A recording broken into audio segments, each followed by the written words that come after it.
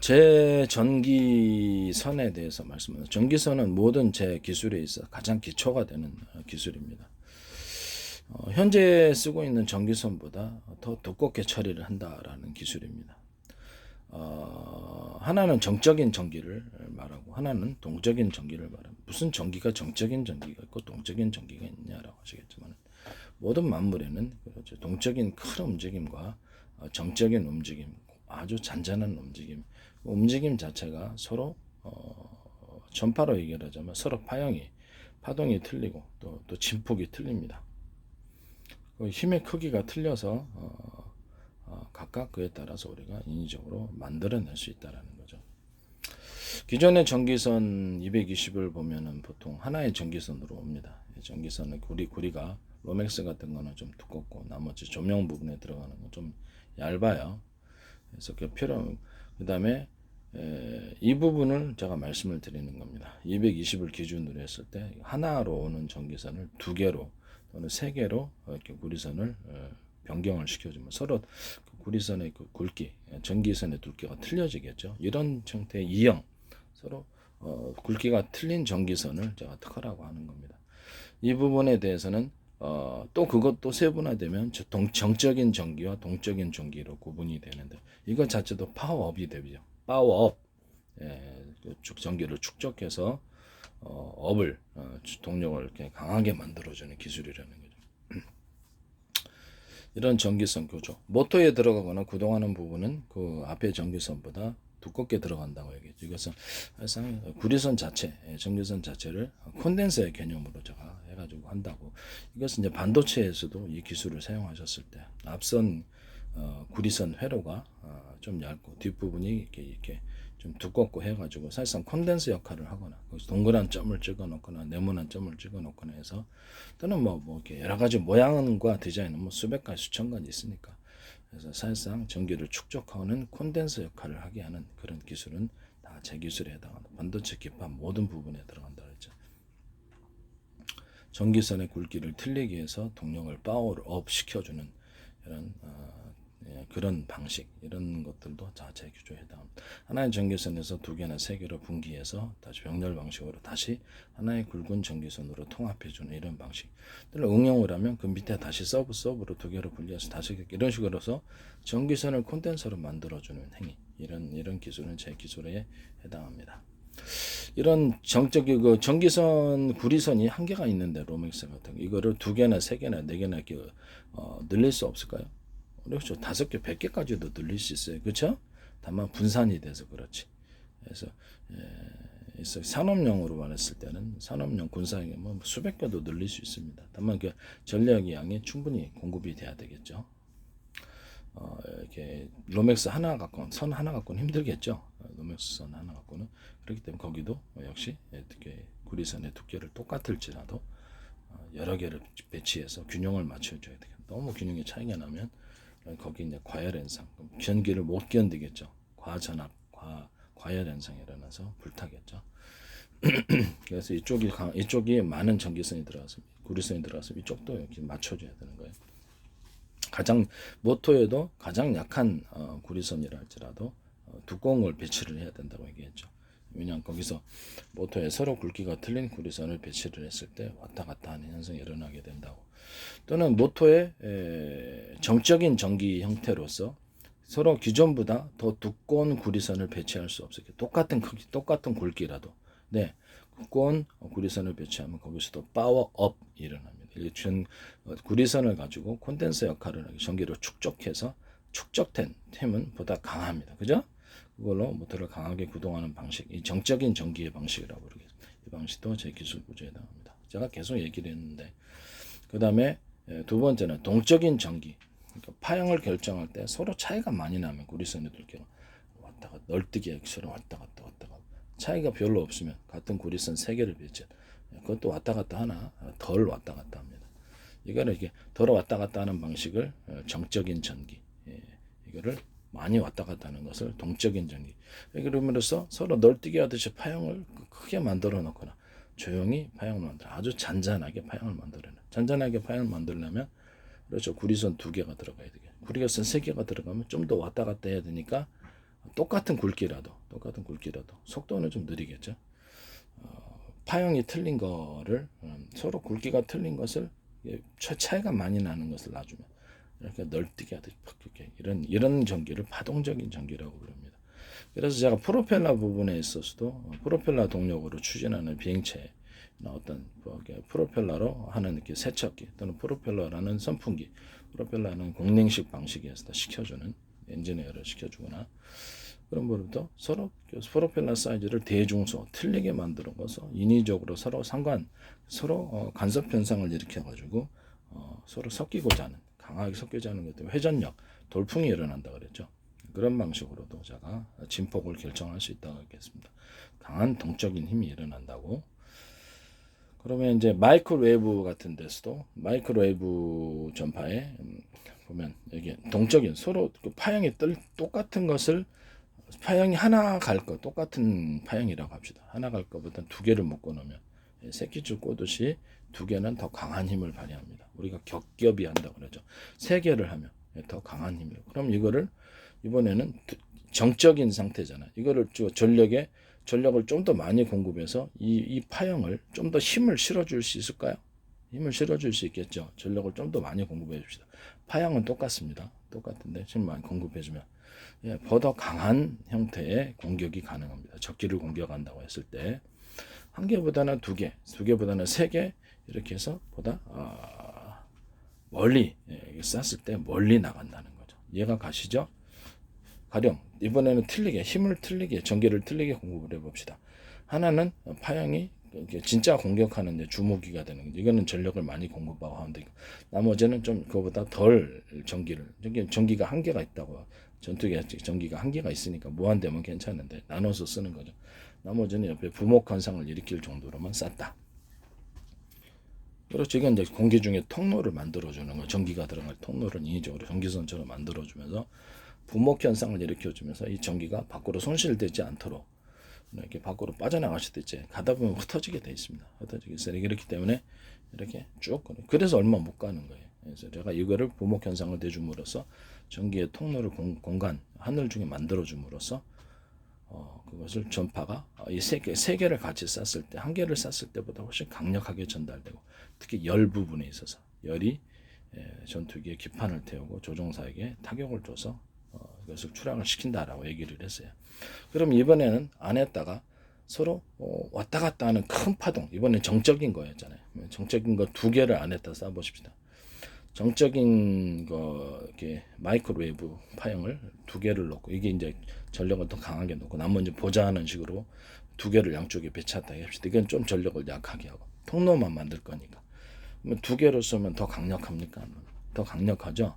구리선을 전기를 걸었다. 전압이 센데 구리선이 두 개짜리가 강합니까? 세 개짜리가 강합니까? 세 개짜리가 강하죠. 세 개짜리가 전력이 양이 계속 공급된다 했을 때 이렇게 전선의 두께, 구리선의 두께를 결정해서 보다 강한 강중약으로 만약에 자동차가 구동한다, 선풍기다 구동한다 그러면 전기양을 통제할 수 있다고 얘기했습니까? 안 했습니까? 얘기했죠. 이런 식으로 해서 구리선의 두께도 동일한 두께라고 했을 때 구리선 두께가 그것을 한 개보다는 두 개, 두 개보다는 세 개, 세 개보다는 네 개, 네 개보다는 다섯 개, 많은 숫자를 배치해주면 콘덴서 역할을 해서 전기가 강하게 구동이 된다는 겁니다. 이해가 가시죠? 그래서 이런 방식을 모터에도 기존 쓰던 것보다 더 강하게 배치하고 좀 더 많이 감아놓으면 그렇죠. 좀 더 강한 구동을 하게 되는. 그러면 이것을 내가 정적인 전기라고 얘기를 한다고 합시다. 이것도 파워가 셉니다. 파워업이지만은 콘덴서 역할을 하니까 전기를 축적하고 강하게 구동하는 힘을 강하게 만들어주는 기술이죠. 근데 이거를 서로 파형이 틀린 것을 전기 모터선에 감아놓는다고 합시다. 그럼 이것은 보다 더 강력한 힘을 발휘하는가? 그렇죠. 서로 간의 간섭 현상이 심해지겠죠. 성격 차이가 나는 사람들이 서로 그렇죠. 서로 싸워서 대판 싸워버리잖아요.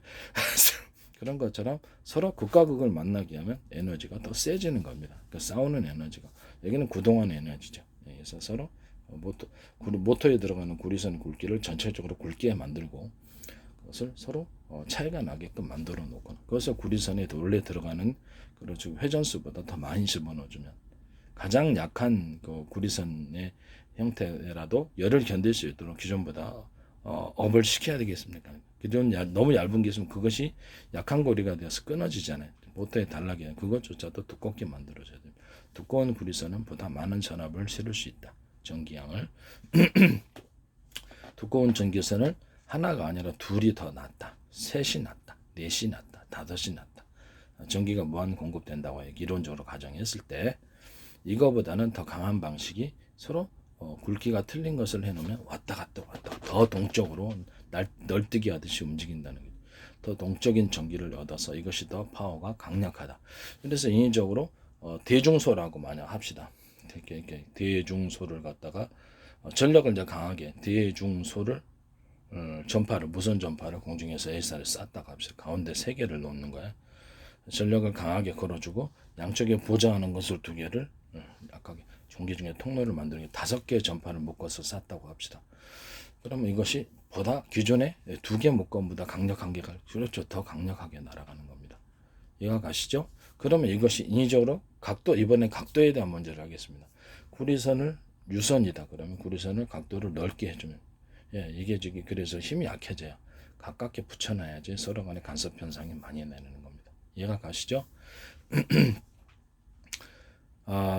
서로 떨어져 살면은 부부도 그래서 간섭을 할 일이 별로 없네. 같이 붙어서 24시간 간섭할 일이 그거랑 똑같은 거예요. 원리가 완전히 똑같다고 할 수는 없습니다. 좀 더 살짝 그러니까 좀 같이 있는 시간을 줄이든가 그러면 뭐 다른 이유가 있겠죠. 그 다음에 공기 중에 무선 전파다 그러면 이거를 전력을 강하게 걸어주면 셉니까? 아니면 전력을 약하게 그렇죠. 전력을 강하게 걸어줘야지 센 거겠죠. 그렇죠? 거기서 필요한 것이 필요한 제 방식의 전원 공급기입니다.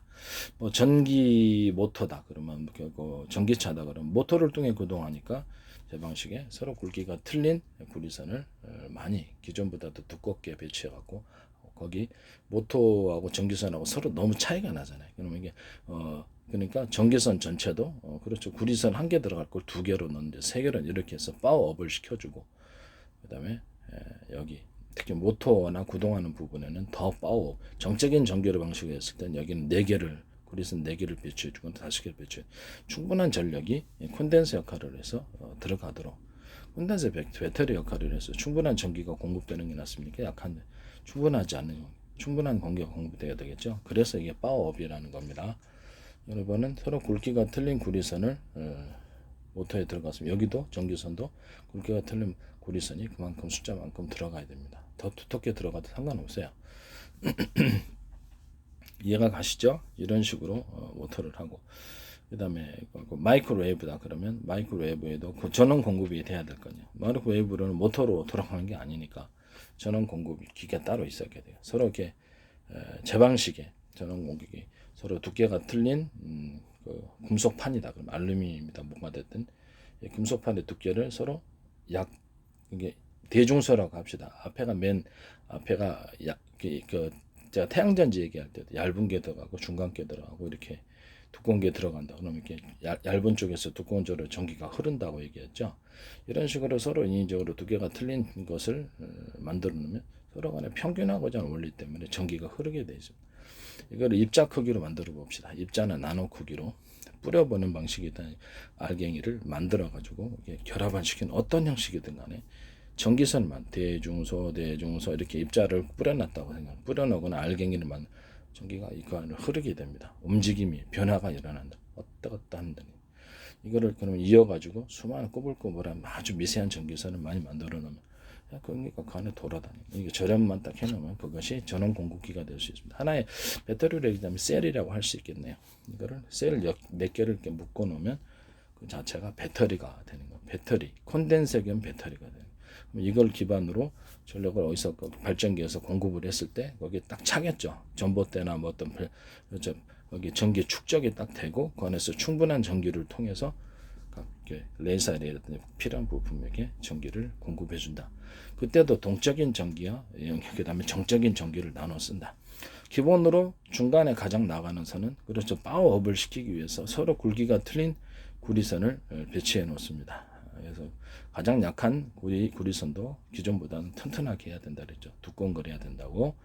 선을 많을수록 그렇죠. 전력을 충분히 많이 나갑니다. 전선의 두께를 두껍게 또는 얇게 함으로써 두께를 틀리게 해가지고 전기차에 1단, 2단, 3단, 4단 변속기 없이 할 수 있다고 그랬죠. 선풍기도 1단, 2단, 3단 모든 공구에 있어서 강중량을 만들어낼 수 있다 그랬죠. 이런 식으로 해서 거기서 전기선이 나뉜다고 각 필요한 부품이 필요한 그 전기 양만큼 나눠줘야 되는 거예요. 100이 필요한 것을 700을 넣어주면 거기에 과전압이 돼요. 타겠죠. 고장이 원인이 됩니다. 그래서 특별히 동적인 전기가 필요 없는 것은 정적인 전기를 공급해주기 위해서 뭐라고 그랬죠? 서로 굵기가 같은 것을 구리선을 배치를 해준다. 또는 3개, 2개 정도면 충분할 것을 4개, 5개 보내줘. 그럼 더 많은 전기가 공급이 되는 거겠죠. 전기량이 충분했을 때. 그렇기 때문에 2개만 필요한 것은 2개만 보내고 1개만 필요한 것은 1개만 보내면 됩니다. 이해가 가시죠?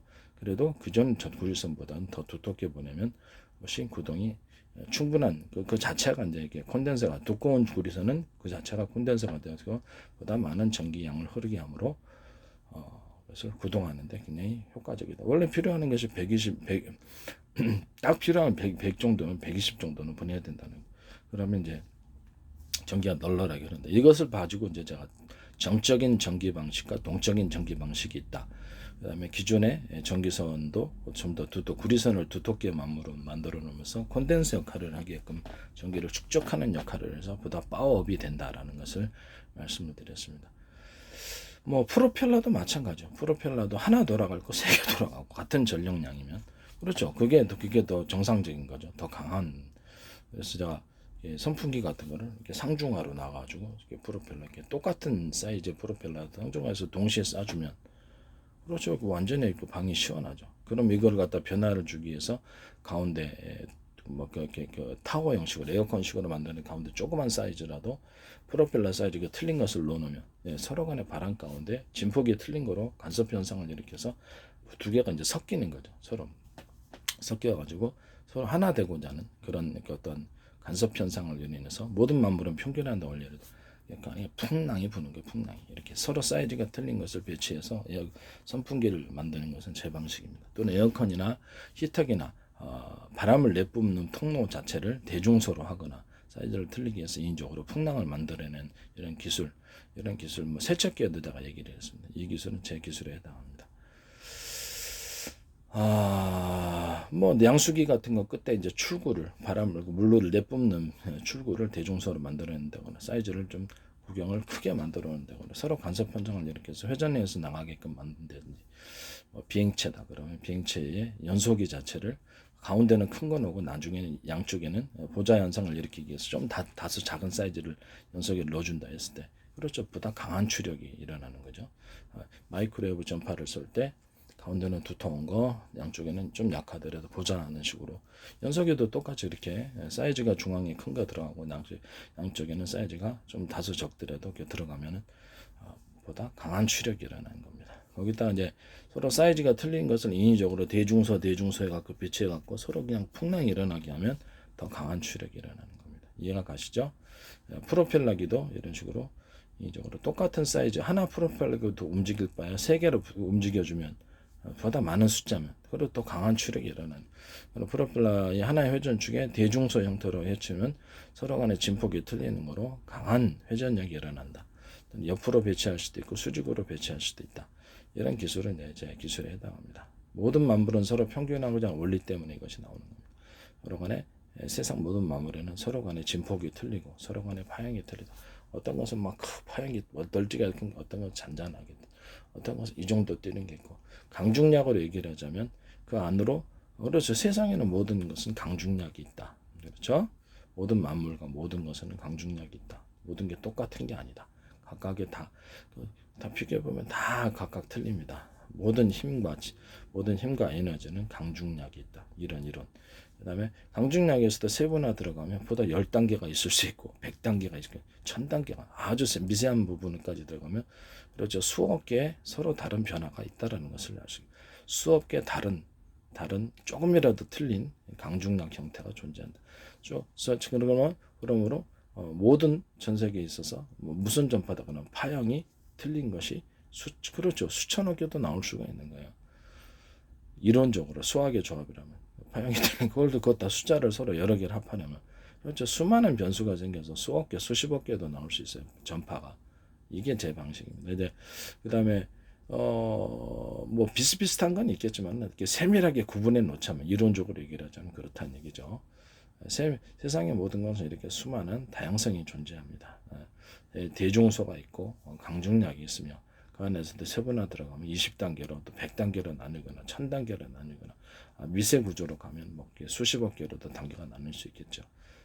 이게 이제 저의 기술 구조는 그냥 단순한 이론에서 단순한 어떤 아이디어가 아니라 이런 구체적인 이론을 가지고 그것을 모든 만물을 보다 모든 세상의 모든 것들을 보다 보니까 그게 이제 눈으로 보니까 보이는 거예요. 그래서 과학적인 이론을 기초로 만들어 갖고 모든 것을 보면 모든 생각이 하나로 정리되어서 한마디로 뭐가 아는 만큼 보인다고 보이는 거죠. 기술이. 저는 그냥 생각하고 보면 다 그냥 특허인 것 같습니다. 어쨌든 간에 군사 무기도 많이 만들어졌는데 어쨌든 기술을 도둑질해 갖고 하시면 도둑질입니다. 아시겠죠? 자신의 어디다 전 세계가 똑같은 기술을 갖고 싸우면 우리나라 같은 일본 같은 수출 구조는 수출을 할 수가 없어요. 대만군도 같은 것도 다 거기서 만들지 뭐래 여기를 통해서. 그렇죠? 자국 산업은 자기가 보호합니다. 서로가 망하는 구조로 가게 됩니다. 미국의 무역 적자도 엄청나게 심해져서 아마 미국이 달러가 붕괴되므로 모종의 결심을 해야 될지도 모르겠습니다. 절대 해결할 수 없습니다. 저는 제 의료 부분 대부분 쉽게 치료하는데 의료 부분을 받아들이고 제 기술 구조를 받아들여서 미국과 영국이 달러 혹시 붕괴가 있을 수밖에 없다면 그 뭐 재정 적자를 해결하고 무역 적자를 해결하고 군사 무기에 있어서도 도움을 줄 수 있다라고 얘기를 하겠습니다.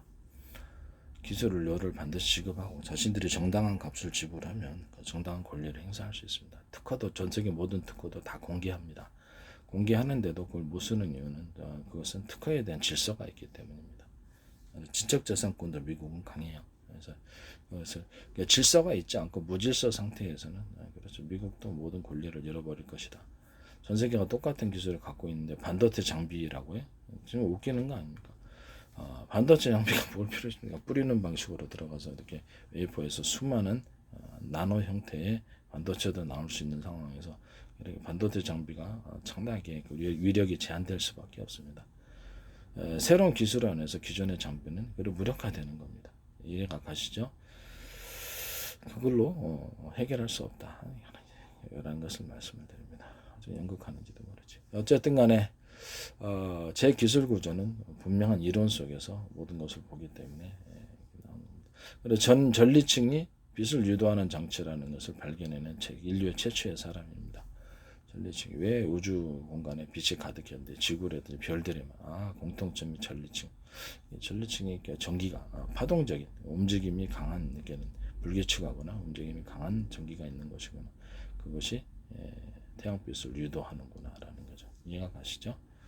무선 전기 전송. 구름에 왜 우리가 집에서 그릇 끓이면은 그렇게 주방 냄비 뚜껑에 물 서리죠. 그게 구름인데 거기는 전기가 안 생겨요. 물이 따라서.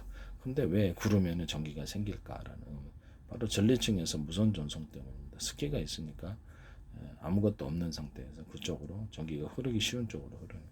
여기에 구름에 물이 있어서 물도 이제 전기를 충전하죠. 그래서 물 같은데 우리가 전기 연결하면 전기 감전이 돼갖고 죽는 경우가 있잖아요. 물도 전기를 충전할 수 있습니다.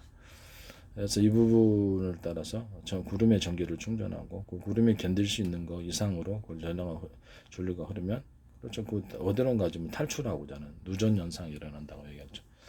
누전 현상이 바로 번개 현상이고 그래서 인공 번개를 인위적으로 일으킬 수 있다고 얘기를 했습니다. 그런데 번개가 양이 많아지면 주변에 이렇게 흐르기 쉬운 쪽으로 피레침 같은 것이 많으면 그렇죠. 유도할 수 있다 그러죠. 그래서 그걸 가지고 피레침 밑에 수많은 서브 구조를 수천 개, 수만 개 만들면 번개를 흡수할 수 있다고 얘기했습니다. 이걸로 비행체나 이런 식으로 만들어 가지고 구름에 가가지고 전기를 충전할 수 있다고 얘기를 했습니다.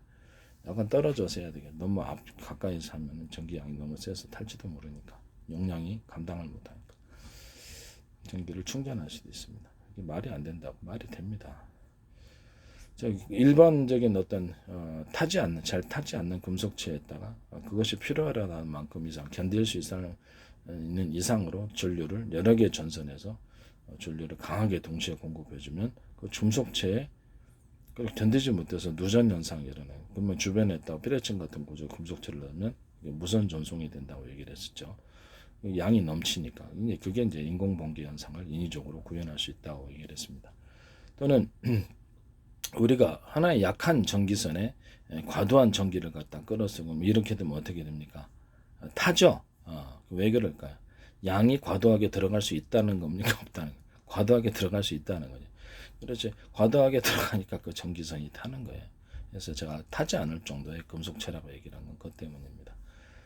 그래야지 타면은 그게 안 되죠. 타면은 그게 문제가 잘 타지 않고 견뎌야지 누전 현상은 인종으로 만들어낼 수 있다는 것입니다.